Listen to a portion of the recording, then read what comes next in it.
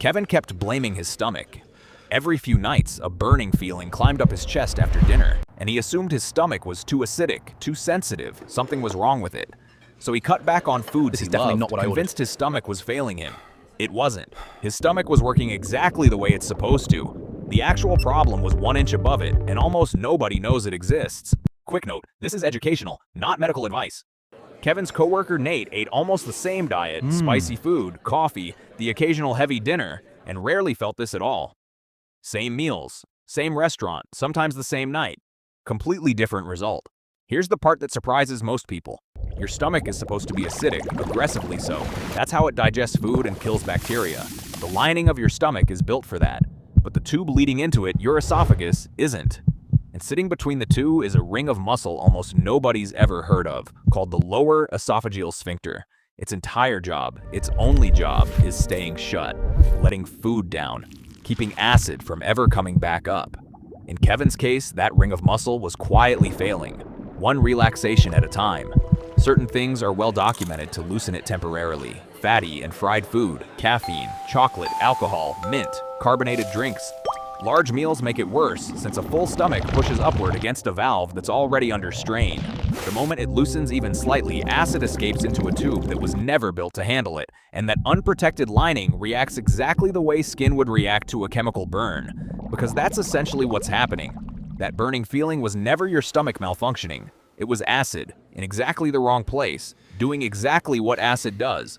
This isn't some rare condition either. Research across gastroenterology literature puts the number at roughly 18 to 27% of adults in North America dealing with this regularly, a condition called GERD.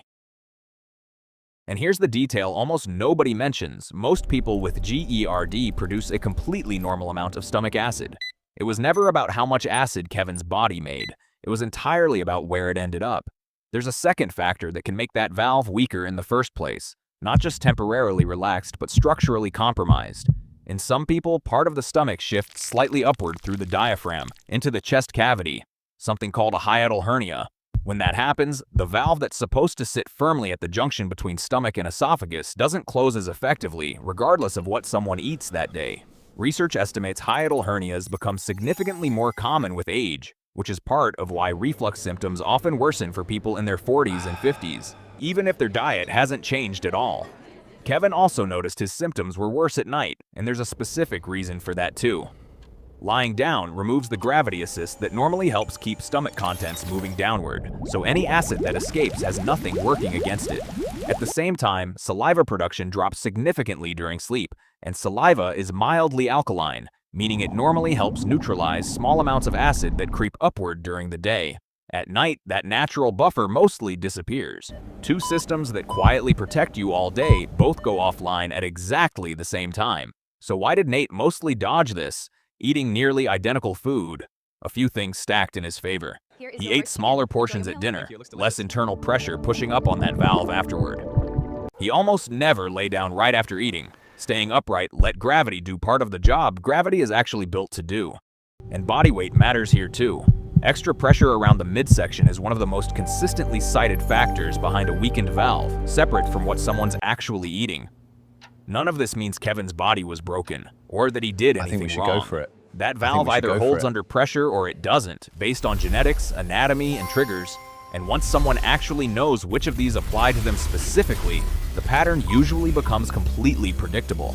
It's also worth knowing why this isn't just a comfort issue long term. Research consistently shows that repeated untreated acid exposure can gradually damage the esophageal lining, leading to inflammation called esophagitis, and in a smaller number of long-term cases, changes to the tissue itself. This is exactly why persistent or worsening symptoms, not just the occasional bad night, are worth an actual conversation with a doctor rather than permanent self-management. Thank you. So what does the research actually point to for the everyday version of this? Identifying and avoiding the specific triggers known to relax that valve. Fatty foods, mint, caffeine, alcohol, chocolate is consistently the first and most effective step. Smaller meals and staying upright for 2 to 3 hours afterward. Give that valve time to work without added pressure. Elevating the head of the bed slightly rather than lying completely flat helps restore some of that gravity assistance overnight. And research on abdominal weight and reflux symptoms consistently shows that even modest reductions are tied to meaningfully fewer symptoms, where that's relevant. Kevin's stomach was never the problem. It never failed once. The failure was happening 1 inch higher, in a ring of muscle doing the one job it had, and quietly losing that job, a little more, every single night. If this just explains something you felt and never understood, subscribe to Inside Human. Your body's been telling you exactly where the problem is the whole time. We're just here to help you finally listen to the right part of it. Next video, we go inside something that fails millions of people every single day, and it's not what you think it is.